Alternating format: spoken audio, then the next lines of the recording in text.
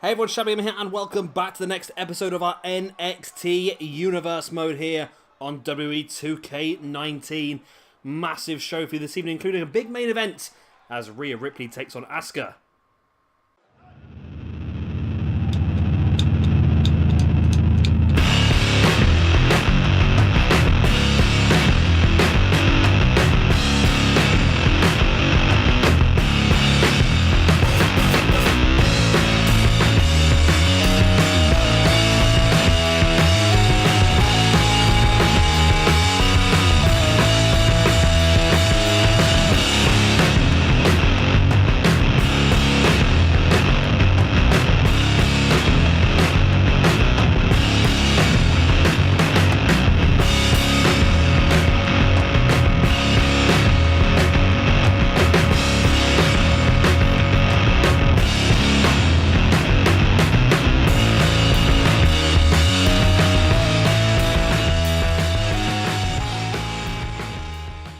But first of all, Noam gets a chance, a bit of retribution as he takes on Travis Banks, who attacked him last week.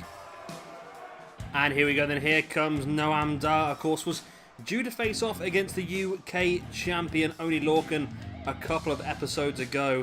However, Travis Banks took it into his own hands to attack Noam during his entrance. Now, Noam looks for some retribution here against Travis Banks. But not only that, this one, we are going to make this one, as I repeat myself, because I'm good at that, a #1 contendership for the UK Championship for Shabby Takeover. And here he comes, and the man who took matters into his own hands last week, just trying to showcase his ability, trying to really get himself noticed, and he's done exactly that. Of course, he only debuted midway through this universe mode, and now he's got a chance to get himself a championship match at the main event. Not the main event, at the main, well, you know what I mean, the finale event, Shabby Takeover.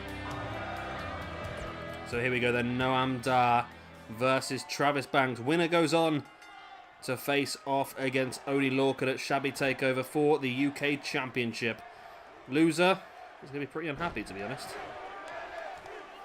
Now Banks straight away just attacking Noam. Noam has showed some really good stuff in this universe mode so far. I've really come to like Noam and appreciate him a lot more in this universe mode, and he has shown a lot of heart, and of course he's going to be part of our 205 Live universe mode as well. I can't remember if he was part of the Cruiserweight Classic tournament or not. I can't remember, to be honest. Doing too much recording at the moment, I can't remember what's going on each one. My brain has now decided to stop working. I did that earlier, you know, right? This is a real off-topic thing. You know what I'm like, sometimes I do these little things. I was at work this morning, I got to work at about 7:30, parked my car. I ended up doing a late day and ended up working until about 7:30 in the evening. I walked out the factory and I just could not figure out for the life of me where my car was. I could not remember turning up that morning. I couldn't remember where I parked my car. I think I'm getting old. I mean, it was my birthday a few weeks ago. I think I've hit a bit of a brick wall now. It's all downhill from here now. But when you can't remember where you left your car like 12 hours beforehand, it's a bit of an issue, isn't it? Either means you're working too long, maybe. Didn't even get paid the overtime, do I? Shocking. Either way, Noam with the nice way there to try and just jar the knee, which is clever for Dar. Of course, remember that he does utilise that knee bar as his finisher. So doing that sort of damage is a clever thing for him to do. And now Travis Banks getting back up on his feet, though, garrotting Noam across that top rope. And we've got 3 matches for you, of course, today. We've got this one, of course, as you can tell by the 2 guys in the ring fighting. We're also going to have a tag team match. Now, of course, we saw last week or the week before, or last episode or the episode before, we saw Tyler Bate being really outnumbered. So what we're going to see in tonight's episode is Pete Dunne has agreed to join Tyler Bate in a tag team match. So we have Tyler Bate and Pete Dunne taking on the Undisputed Era's Kyler Reilly and there's Bobby Fish and Roderick Strong. We have for a little bit of a mixture tonight. So pretty cool to see. In our main event, as announced during the intro, we are going to have Asuka versus Rhea Ripley. That's a Falls Count Anywhere match, and the winner of that one will go on to face off against Bayley at Shabby Takeover, which I think is a pretty decent match. I mean, One thing I have noticed from this universe mode is just how much you guys seem to like Rhea Ripley. Whether it's just down to her performances so far in this universe mode or how well she's done in certain matches, but I've seen a lot of requests in the comment section to give Rhea Ripley an opportunity at the championship and all that sort of stuff, and that's what she's going to get here today. She's going to take on the first champion of NXT, Asuka.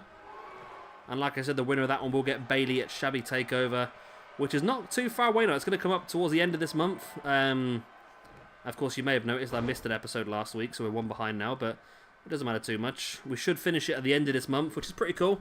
According to my schedule, I think 205 Live is going to start around about the 25th, when the Cruiserweight Classic tournament is complete. And yeah, NXT will finish around about the 28th, 29th, and then we will address what our new universe mode is going to be as of December moving forward. I think whatever is going to be our universe mode for December moving forward is probably going to get a Christmas special. I might do that as a separate show. I want to try and do a few separate shows. I mean, I've seen by the concepts roughly what you guys want to see. I think the next idea for myself and PJ Toby might be to put together a few pilot episodes. So that's it. Travis Banks wins it. Wow, okay. I was still talking gunk about pilot episodes, and Travis Banks get the victory with that kick. Could have knocked old Noam Dar flat out there, maybe. And Travis Banks is victorious. So Travis Banks is confirmed to be moving forward to go to Shabby Takeover. Noam Dar, trying to get the cheap shot on Travis Banks, and Noam Dar gets cleared out the ring, and Dar, he just can't seem to catch a break. Travis Banks always seems to be one step ahead. Wow. And here is our second match of the evening. Bobby Fish and Roderick Strong take on the team of Tyler Bate and Pete Dunne. And here is Roderick Strong. I believe Roderick Strong has now been released. I've not actually checked myself, but there was an update a couple of days ago. Roderick Strong has been given his Undisputed Era attire. Now, this is what I like from 2K this year. And Ukes, obviously. This is what I like from them this year, is they seem to be actually addressing certain things with patches. Now, I like that. I mean, I know having the fixed DLC is great and all, but I like the fact they've gone, right, there's been some issues, we'll fix them. And one of the biggest ones they've fixed was, one of the ones I've been bitching about the most, as you may have seen and heard quite a lot by me by now, is the fact that we could not have elimination in singles matches. Now, thanks to, I can't remember who it was, but thank you very much, who let me know in the comment section that was part of the recent update as well. So elimination matches do now exist for singles matches, and the beautiful thing is, and some people might not enjoy this as much as I have got the idea in my head, but 8-man elimination singles match is now something that does exist on this game, which I think is going to be a really interesting way of potentially doing some sort of #1 contendership at some point. Maybe even a championship match would be a pretty interesting way of crowning a first champion for a brand, wouldn't it? Either way, let's stop chatting crap in the middle of this. We'll chat crap during the match instead. Of course, we saw Roderick Strong. This, of course, is his partner for this evening, Bobby Fish. I don't know why they came in separately, because they're both parts of the Undisputed Era. I'm not quite sure why that's happened. Either way, here comes Tyler. Yeah, there's something wrong with this game at the moment. Right, so to give you a bit of an insight of what is going wrong in my mind here, is Roderick Strong is part of Undisputed Era. So why Roderick Strong and Bobby Fish came out separately is confusing me. Also, Tyler Bate and Pete Dunne are both part of British Strong Style.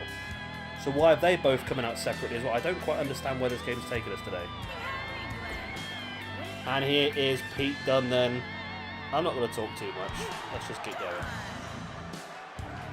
So here we go then. Pete Dunne and Tyler Bate versus Roderick Strong and Bobby Fish. This is going to be a tornado match. We haven't done a tornado tag match yet, so I thought we'd give it a go. I mean, the standard tag team match is still a little bit up and down for me at the moment. For me, it doesn't really work as well as I would hope it would work. It does. We've had one so far. We've done 2 tag team matches, which I know is quite bad for a universe mode this length so far. We've done 2 tag team matches. One worked pretty well, and one was a bit of a disaster. So I don't know where to take it from here. We will do more tag team matches, but I think for this example, this is the best type of match for this one, I think. But I've also noticed some other really cool stuff as well while playing around with the create a match feature. Now we can do, I'm not quite sure how it will work, but we can do Fatal 4-Way Tornado Tag Elimination now, which is pretty interesting. Whether that would be That might have already been in the game, to be honest with you. But whether you would be eliminated as a team or whether you'd be eliminated as individuals would be pretty interesting. And that's something, again, we could look at. Maybe for Shabby Mania we could look at that, or Shabby Takeover, should I say. We could look at maybe doing that sort of tag team match, because there's one thing that NXT have done is they've really done well with really ploughing a lot of fantastic talent in the tag team division in one match. So maybe that could be an interesting thing we could look at doing. But yeah, what was it about the 8-man singles elimination now exists, which is fantastic. And I like the way that the 2K Nukes are actually this year identifying some of the problems, some of the things that people are annoyed about, and fixing them. The problem is that some of the things that were issues from 1 or 2 years ago have still not been fixed. Now, I'm sure I can't be the only person, as a knee bar locked in there by Bobby Fish and Tyler Bate breaking that knee bar, just kicked his tag team partner in the head. Somehow that works. Yeah, one thing they haven't fixed, and I'm sure a lot of you would have had the same problem as me, and it did come up earlier in the universe mode as well, is that old-fashioned issue where the face or even the rest of the logos don't load or don't download properly. And I believe it's something to do with the way that the wrestler's created. If somebody creates a wrestler and then replaces a texture with a different one, so maybe they get like a new face scan or a new logo.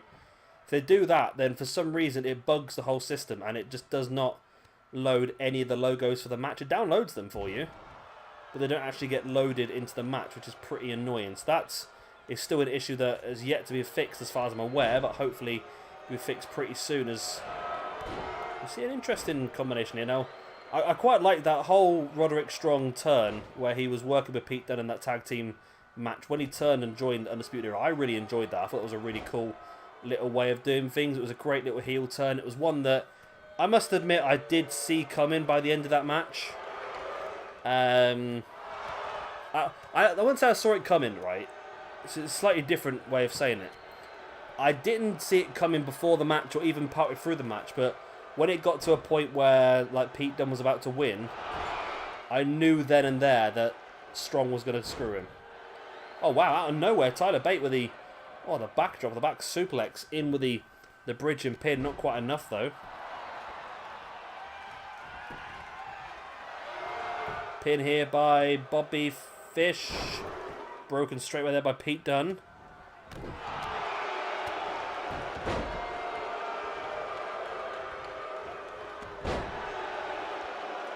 Nice tombstone power drive by Pete Dunne on Bobby Fish as well.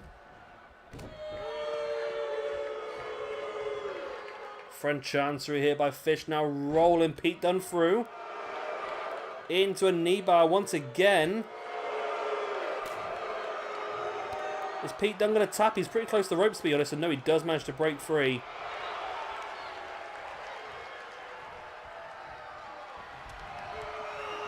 Pete Dunne just launching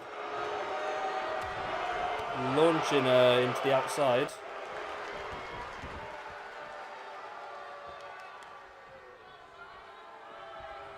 Dunne went for the boot in the gut, but Bobby Fish avoided it. Spinning heel kick to the gut of Pete Dunne as Tyler Bate now in the middle of the ring goes to the pin on Roderick Strong. 1, 2, Fish slides in, but he doesn't get there in time, and Pete Dunne and Tyler Bate get the victory. Wow, British Strong Style getting the victory over Undisputed Era. Nice. Very, very nice. Now, I do enjoy these two teams going up against each other, I must admit. So I feel like I might try and do something for Shabby Takeover that does involve Undisputed Era and, of course, Bate and Dunne. I do have an idea, and I feel like it might come to some sort of fruition in the next couple of episodes, so do keep an eye out. Of course, we're not far away now from Shabby Takeover, only about four episodes away, so we do need to continue our building. Of course, you've seen some of the things already planned. You've seen The Undertaker versus Finn Balor. You've seen Triple H versus Bobby Roode as well.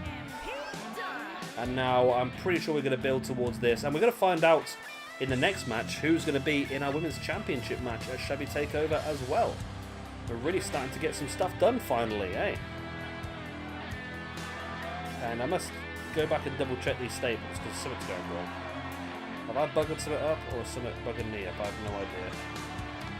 And here is our main event then. Like I said, Asuka takes on Rhea Ripley. Falls count anywhere. The winner gets a shot at Bayley at Shabby Takeover. And here comes in the Empress of Tomorrow, our very first NXT Women's Champion in this universe mode, and she wants a chance to be the final champion in this first season of the universe mode as well. But to do that, she needs to take out someone who's looked very impressive in this universe mode so far, and that, of course, is this woman right here. Yes, that woman is Rhea Ripley. Spoiler alert, the first ever NXT UK Women's Champion. I don't know, is that a spoiler alert? I'd rather really annoy people there or not. I don't know, it has been announced on WWE's website, WWE's Twitter and all that sort of stuff, but I don't know if it's actually been aired as yet. Which really annoys when they do that. I know people look anyway. I mean, I'm one of those people that will read every single NXT tapings result the day after it's been taped.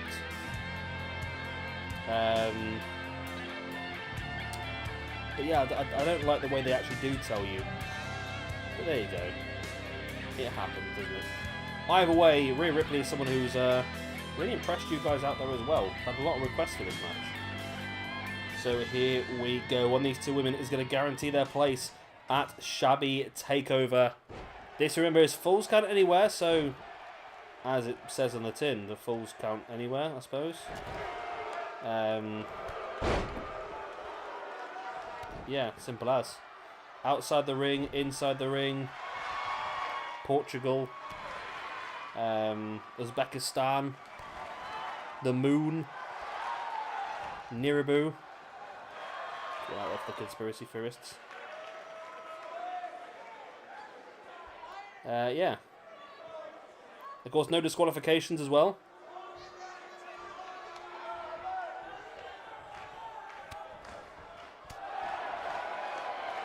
Which is probably a pretty good match of both these ladies, to be honest with you. I feel like Rhea Ripley might be a bit more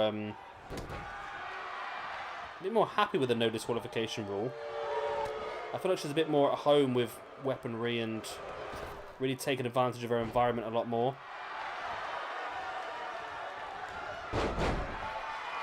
But so far, it is Rhea Ripley in control at this point in time, which is pretty cool. I'm pretty sure there's quite a few people out there right now watching this, hoping that Rhea Ripley does get the victory.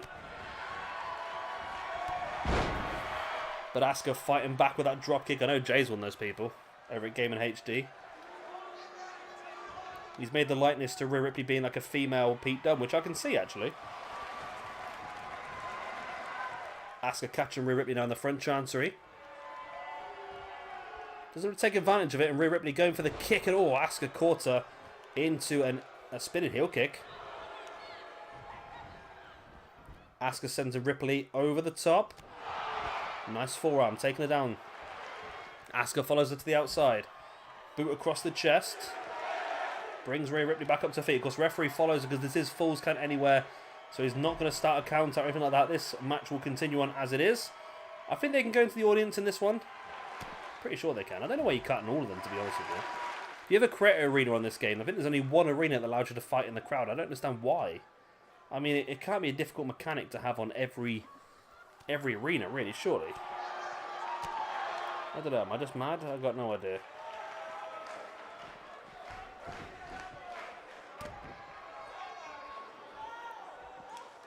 Nice leg drop there by Rhea Ripley. Right across the chest and neck of Asuka.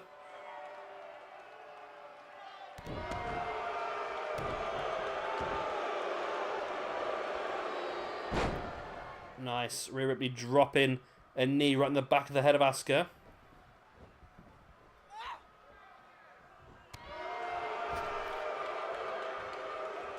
Ripley now springing Asuka off the ropes, a forearm to the back of the head. Asuka drops mid of the ring. There's the pin by Rhea Ripley. 1, 2, only a 2 count. I'll tell you what, for a full set MMA match, this is quite a tame one so far, isn't it?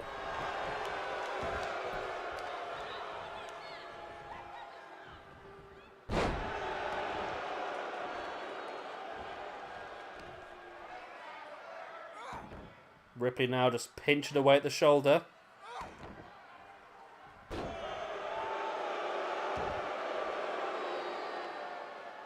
And Ripley just shouting down at a grounded Asuka now.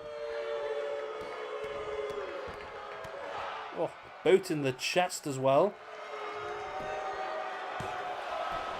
It's a pin. It's still only enough for a 1 count, and Ripley is firm control of this match at the moment.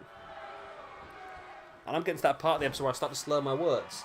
So I'm going to take another sip of my beer. Asuka now bringing Ripley back up to her feet. Nice clothesline. Another clothesline. Ducking a clothesline. Oh, a super kick by Asuka. And all of a sudden she's back in this one. Went for the spinning heel kick. Rhea Ripley avoided it. Now looking for that abdominal stretch. But Asuka with a free arm able to break free into a nice head scissors. That's an interesting way of getting out of that. Asuka now nice backdrop on Rhea Ripley as well. Jawbreaker though. Rhea Ripley's back up on her feet. Back in this one. Twist the arm. Hooking around the back. Interesting. Folded Asuka in half. There's the pin by Rhea Ripley. 1, 2, and 3. And Rhea Ripley gets the win. And, well, your wish is my command. Rhea Ripley is going to Shabby Takeover to take on Bayley for the NXT Women's Championship. Rhea Ripley looking very, very good here today once again. It's a great core, actually. I really like this one. And you know what I can't wait to do is when we get a chance to do SWE Evolution, which is our women's only roster. And we're going to have some real interesting stuff in that roster. And Rhea Ripley, I think, is going to be one of the main ladies on it. Right.